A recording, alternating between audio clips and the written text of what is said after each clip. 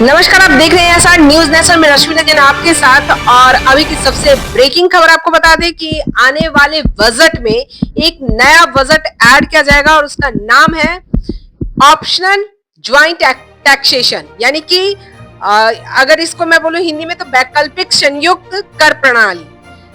अब तक ऐसा था कि जब वर्किंग वुमन और वर्किंग मैन जब जॉब कर रहे हैं तो वे अपना अलग अलग टैक्स पे करते थे, लेकिन अब सरकार ने इस टैक्स को, अगर पति पत्नी दोनों साथ काम कर रहे हैं तो वो एक ही जगह टैक्स पे कर सकते हैं।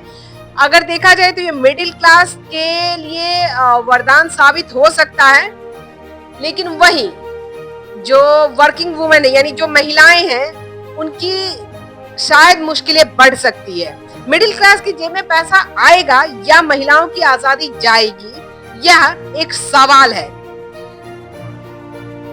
आज का सबसे बड़ा सवाल सरकार की उस नई टैक्स चाल पर जो आपकी रसोई से लेकर आपकी तिजोरी तक हलचल मचाने वाला है। सूत्रों के हवाले से खबर आ रही है कि 2026 में जो बजट आ रही है वैकल्पिक संयुक्त कर प्रणाली, मतलब पति और पत्नी अब एक साथ टैक्स भर सकेंगे। सुनने में लग रहा है कि सरकार ने लॉटरी खोल दी है।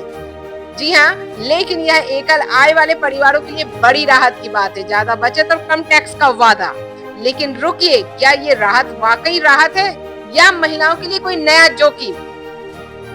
यह तीखा सवाल मेरा वित्त मंत्री जी से है कि माननीय वित्त मंत्री जी, जहां आज भी घर के वित्तीय फैसले पुरुष लेते हैं, क्या वहां एक महिला को अपनी इंडिविजुअल टैक्स पहचान रखने का हक मिलेगा या परिवार की बचत के नाम पर उसकी आर्थिक आजादी का गला घोट दिया जाएगा?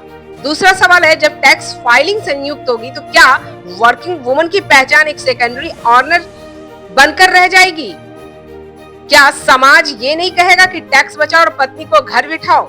तीसरा सवाल, हक और बराबरी की बात करने वाली सरकार क्या ये गारंटी देगी कि ज्वाइंट टैक्स रिफंड का 50% हिस्सा अनिवार्य रूप से महिला के बैंक खाते से जाएगा या फिर से महिला को अपने ही पैसों के लिए पति के सामने हाथ फैलाना होगा?